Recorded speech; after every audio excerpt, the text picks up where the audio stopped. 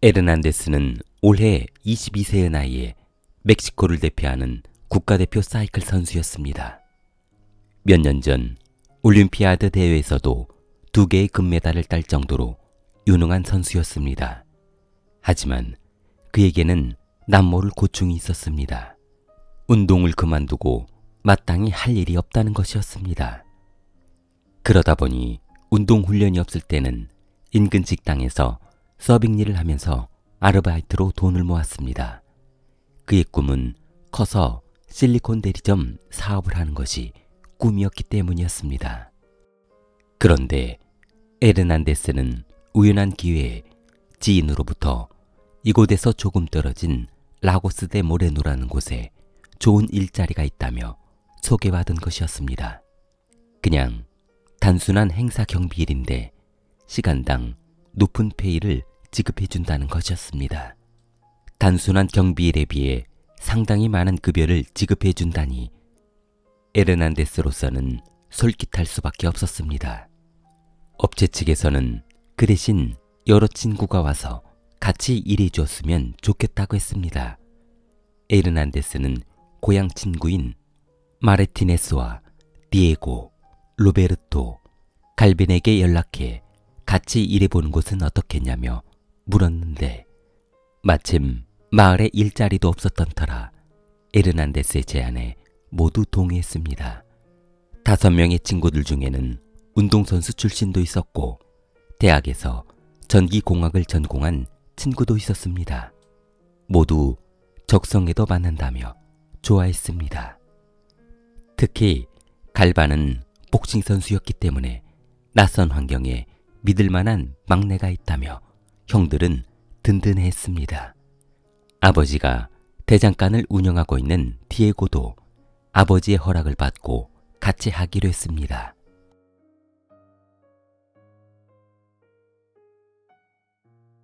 에르난데스와 친구들은 업체의 요구대로 7월 27일에 열리는 축제에 맞춰 일정을 조절해야만 했습니다.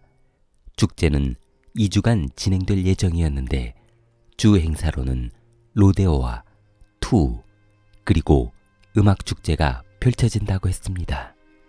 멕시코의 유명 락밴드 제니탈리카 플라스티코도 출연한다고 하니 상당히 유명한 축제로 예상이 되었습니다. 친구들은 디에고가 얼마 전 아버지를 도와주며 벌어두었던 돈으로 구매한 폭스바겐 제타 차량을 타고 출발하기로 했습니다. 에르난데스 일행은 2주간 행사장 출입문 쪽 경비를 성공적으로 맞추며 마지막 날 유명 락밴드 공연을 끝으로 일을 마감지었습니다. 행사가 끝난 2023년 8월 11일 금요일 오후 10시 55분 디에고는 이모에게 모든 행사가 끝나 내일이면 집으로 돌아갈 수 있을 거라는 문자를 보냈습니다.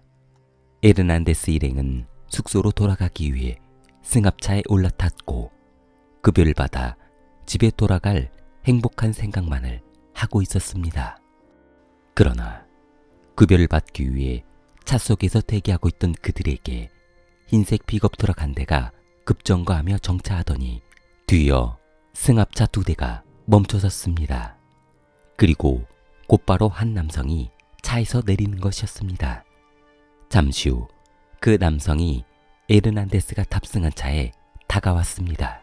아주 늦은 시간이라서 정확한 인상차기를 알아볼 수는 없었지만 에르난데스의 일행에 다가간 그 사람은 상당히 높은 급여와 추가 보수를 약속하며 또 다른 일자리를 제안했습니다. 친구들 중 일부는 약간 무섭기도 해서 그냥 집으로 돌아가자고 했고 또 다른 친구들은 무섭기는 하지만 너무 좋은 대우에 하고 싶다는 두 부류로 나누어졌습니다. 그런데 조금 전 도착한 승합차에서 건장한 남성들이 내리더니 강압적으로 에르난데스 일행을 끌어내렸습니다. 현장을 목격한 목격자들은 경찰에게 그날의 사건 현장에서 발생한 내용을 알려주었습니다. 그렇게 그날 밤 그들은 대기하고 있던 승합차에 끌려가듯 태워져 라고스 대 모레노로 출발했습니다. 목적지에 도착한 에르난데스 일행은 그제서야 무엇인가 잘못되었다는 것을 알게 되었고 이것이 납치라는 것을 알게 되었습니다. 에르난데스 친구들에게 업무를 제안한 사람은 유명 테러범 카르텔의 조직원이었던 것이었습니다. 납치된 5명은 카르텔의 군사훈련 테스트를 받기 위해 끌려온 것이었습니다. 카르텔은 그들에게 담력 테스트와 총기 사용 그리고 살인을 할 수 있는지 테스트를 시작했습니다. 만약 그들의 지시를 따르지 않고 테스트를 거부한다면 바로 그 자리에서 죽을 수밖에 없었습니다.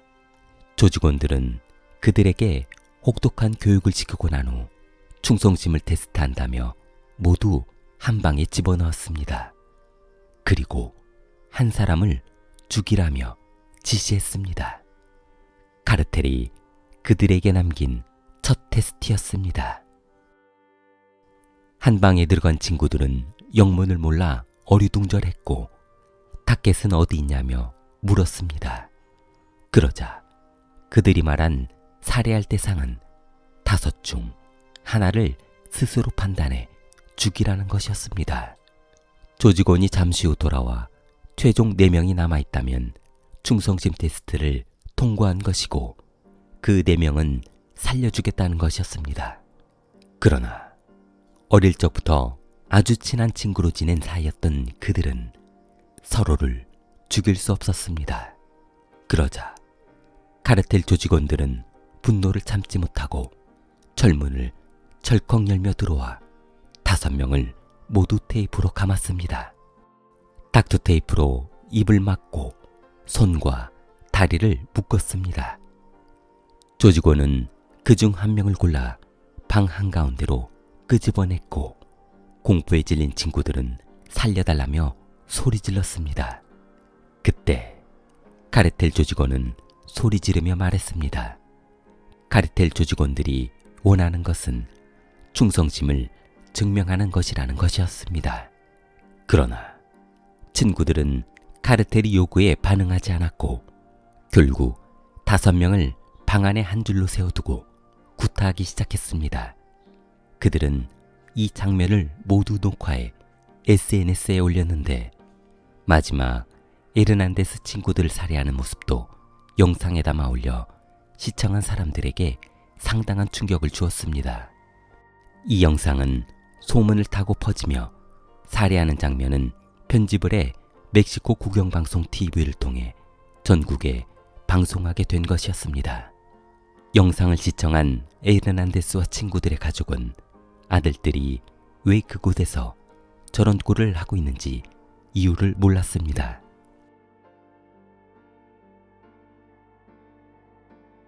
수요일 오후 에르난데스와 친구들은 멕시코 할리스코의 한 버려진 건물에서 불에 탄 채 두개골과 뼈만 남긴 채 발견되었습니다.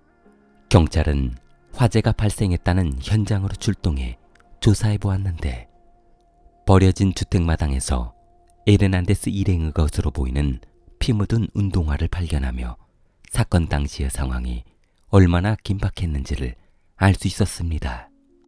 그리고 시신이 불탔던 현장에서 얼마 떨어지지 않은 곳에서 차량 2대가 발견이 되었습니다. 그중 폭스바겐 제타 갈색 승용차는 불에 타 있었는데 운전석에 사람의 시신이 남아 있었습니다. 카르텔 조직원들은 폐가에서 4명을 살해한 후 나머지 1명을 끌고 가 차 속에 가둬놓은 상태에서 차를 불태워버린 것이었습니다. 카르텔 조직은 그들을 납치해 끌고 간 라고스 대 모레노를 암살자 모집 및 훈련을 위한 핵심 기지로 만들 계획이었습니다. 에르난데스와 친구들이 타 죽은 집 벽면에는 다음과 같은 문구가 적혀 있었습니다. 도살이 최고의 약이다 라고 적혀 있었습니다. 그들이 적어놓은 문구 아래에는 얼마 전 화형당한 친구들의 핏자국이 선명했습니다. 멕시코 국민들은 무능한 정부와 대통령을 비판하고 나섰는데 국민들의 강요로 어쩔 수 없이 해명 연설을 한 대통령은 기자회견에서 본인은 잘못한 것이 없는데 왜 사과를 해야 하냐며 난감한 입장을 표명했습니다.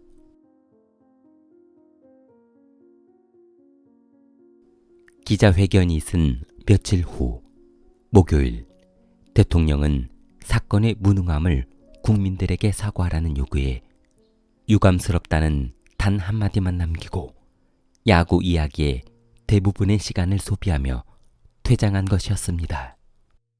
오브라도로 멕시코 대통령은 이 사건은 할리스코주에서 해결할 사건이라며 또다시 선을 그어 그의 국민들은 그의 무능함에 분노했습니다.